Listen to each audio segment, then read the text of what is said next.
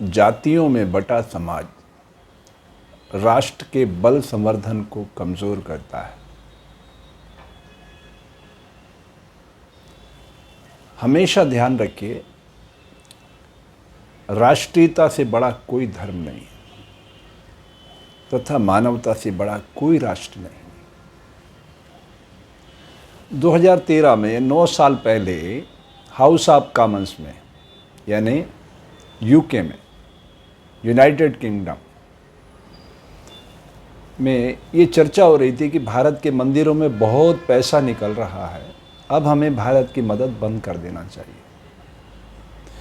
13 senators उठे और उन्होंने कहा कि आप कैसी बात करते हैं, हम घूम के आए राजस्थान में, मध्य प्रदेश में, उड़ीसा में, गुजरात में, लोगों के तन पे कपड़े नहीं और आप कह रहे हैं उनकी मदद करना बंद कर दो। आप समझ रहे हैं ये बात? जिनके हम उपनिवेश थे, जिनके हम गुलाम थे, जैसा आप मानते हैं। 2013 देश आज़ाद हुआ 1947 में। इन 53 और 13 66 वर्ष बाद उनकी सोच क्या है हमारे प्रति कि नहीं, हमें उनकी मदद बंद नहीं करना चाहिए। तो दुनिया हमें मदद करना चाहती है, क्यों? आपके जहन में ये प्रश्न आना चाहिए कि दुनिया हमें मदद क्यों करना चाहती है। उसी स्रोत में वो सारा सब कुछ छुपा हुआ है कि मानवता से बड़ा कोई राष्ट्र नहीं। तो ये जो मानवता की बात है, इस मानवता को अगर इस धरती पे उतारने का कोई काम कर सकता है तो वो भारत कर सकता है, क्योंकि ऋषियों की परंपरा का देश है। लेकिन हमें अपनी शक्ति का ही पता नहीं है। तो इस विरोधाभास को दूर करने के लिए ये अभियान है, लोकतंत्र स्थापना अभियान। ये मुझे क्यों शुरू करना पड़ा, आप बताइए। अमृत महोत्सव मना रहे हैं हम आज़ादी का, और आज भी हमारे वोट का मूल्यांकन कैसे होता है? शराब की बोतल ले लो, मुर्गा ले लो, साड़ी ले लो, पायजेब ले लो, कुछ पैसा ले लो। और इसी का बड़ा वर्जन हो गया अब तो कि भाई एमएलए जो आपने चुने, एमपी आपने चुने, हाँ भाई कितना पैसा चाहिए आपको, बोलो। 20 करोड़, 50 करोड़, 100 करोड़, 200 करोड़। आप खरीद रहे हो ना। एक्चुअल क्या है वो? मत का दान। तो एरर तो वहीं से आ गया। आपने गैर जिम्मेदार लोगों को चुना और फिर आप बबूल के पेड़ पे आम चाह रहे हो, कैसे मिलेगा? जीवन के बुनियादी हकों पर काम करने की अभी हमें कितनी ज़रूरत है। देश की बहुसंख्या आबादी, मैं नहीं कह रहा, सरकारी आंकड़े कह रहे हैं, 80 करोड़ लोग राशन की लाइनों में लगे हुए हैं। बताओ आप, 50% से अधिक लोग जब इस स्थिति में होंगे तो एक सक्षम राष्ट्र, एक मजबूत राष्ट्र कैसे बनेगा, जरा सोचिए। और दूसरी तरफ क्या हो रहा है? आप अपने अधिकारों का इस्तेमाल करना सीखिए, सूचना के अधिकार का। आप वित्त मंत्रालय से पूछिए कि गौतम अडानी पर कितना कर्जा है, कितना डिफ़ॉल्टर है ये, और कितना इसको राइट ऑफ किया गया। आप दांतों तले उंगली दबा लेंगे अगर मैं ये फिगर बताऊंगा तो। लेकिन आप कहेंगे कि मैं किसी से दुश्मनी निकाल रहा हूँ। मेरी किसी से कोई दुश्मनी नहीं है, ना मैं किसी राजनीतिक दल का प्रचारक हूँ। मैं लोकतंत्र का प्रचारक हूँ। मैं चाहता हूँ देश में सच्चा लोकतंत्र आए, इसके लिए आपको जागृत करने के लिए ये सब कर रहा हूँ। मुझे ना उनसे कोई लाभ है ना कोई हानि है। एक तटस्थ दृष्टा हूँ, कैमरे की आंख की तरह। मैं एक एग्जाम्पल फ्रेम करना चाहता हूँ आपके सामने। न्यायालय में एक अजीबोगरीब केस आया। एक बच्चे की 2 माँ आके खड़ी हो गई, दोनों ने कहा कि ये हमारा बच्चा है।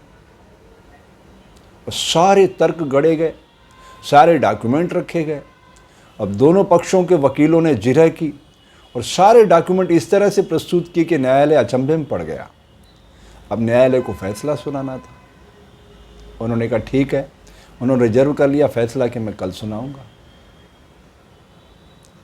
रात को वो ध्यानस्थ होकर बैठे थे न्यायाधीश, तो उनको लगा कि आत्मा कुछ मुझे बोल रही है। उन्होंने आत्मा की आवाज़ सुनी, इन्हें दिमाग को अलग कर दिया। तो आत्मा ने जो कहा वो ध्यान से सुनिएगा। अब न्यायाधीश है, मतलब भगवान के बाद अगर कोई न्याय दे सकता है तो न्यायाधीश ही दे सकता है। किसी को फांसी चढ़ा देता है, किसी को जीवन दान दे देता है, राइट। तो आत्मा की आवाज़ सुनी तो उसने फैसला सुना है कि ऐसा करो, इस बच्चे के 2 हिस्से कर दो और एक एक हिस्सा दोनों माताओं को दे दो। तब जो असली माँ थी वो चीख पड़ी, बोले नहीं नहीं नहीं, आप ऐसा करो, ये बच्चा उनको दे दो, ये बच्चा मेरा नहीं है, मना कर दिया उसने। तब न्यायाधीश को समझ में आ गया कि ये असली माँ है जो बचाना चाहती है उस बच्चे को। चलो बच्चा जीवित तो रहेगा। तो ये है मूल भावना इसमें।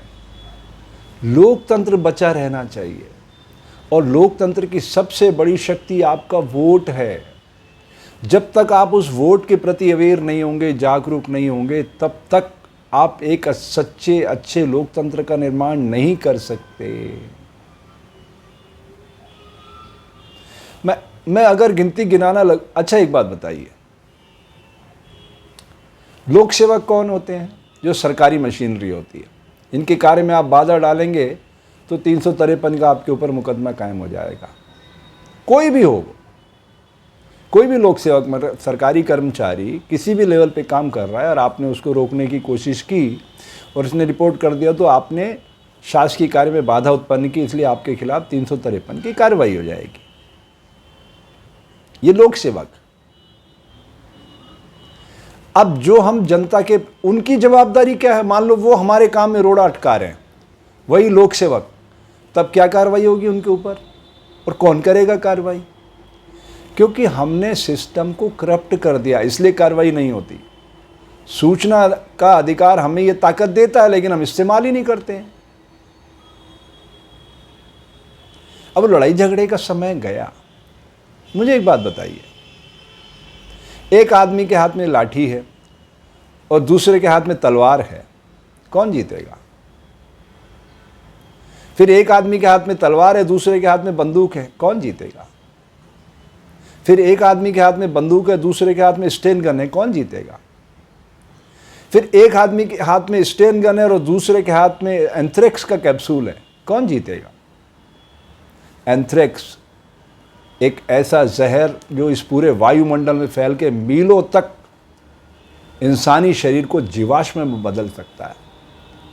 तो अपग्रेड होना पड़ेगा आपको कि वोट की शक्ति कैसे काम कर रही है। आप समझिए, ये सागर की तरह शक्ति प्रदान कर देते हैं आप अपने वोट से एक साधारण व्यक्ति को। और यही खतरा था जो सामने नजर आ रहा है कि हमारे संविधान में जो व्यवस्था की गई थी उसमें प्रधानमंत्री को सर्वशक्तिमान बनाया गया था। अगर उस पद पे कोई ऐसा व्यक्ति बैठ जाएगा जो अपनी हुकूमत चलाना चाहता है राजा महाराजाओं की तरह, तब फिर समस्या हो जाएगी, और वही समस्या आके खड़ी हो गई है। तो इसका एक ही तरीका है, बिना जिंदाबाद मुर्दाबाद के आप अपने अच्छे एमपी चुनो। अब इनके हमारे प्रधान सेवक की मैं आपको गलतियां गिनाने लगूं तो बहुत लंबी फहरिस्त हो जाएगी, आप दांतों तले उंगली दबा लेंगे। गुजरात से आते हैं ये, और गुजरात नशा मुक्त प्रदेश है। आपको कौन सा नशा चाहिए, कितना नशा चाहिए, कितनी क्वांटिटी में चाहिए, बताओ आप मेरे साथ चलो, मैं दिलवाता हूं आपको। देखिए, दूर के ढोल सुहावने होते हैं, जब पास जाते हैं ना तो पता चलती है असलियत क्या है। कितने बड़े बड़े उस पोर्ट पे कंसाइनमेंट पकड़े गए, और जो नहीं पकड़े गए उनकी तादाद क्या होगी। अलग अलग पूरे देश की युवा आबादी को बर्बाद किया जा रहा है। अरे नशा बच्चे क्यों कर रहे हैं, जरा आप सोचिए। कोई भी व्यक्ति नशा क्यों करता है? चलो मैं बच्चों की बात भी नहीं करता, आदमी नशा क्यों करता है? खुशी के लिए या दुख को भुलाने के लिए। तो उसे क्या दुख है?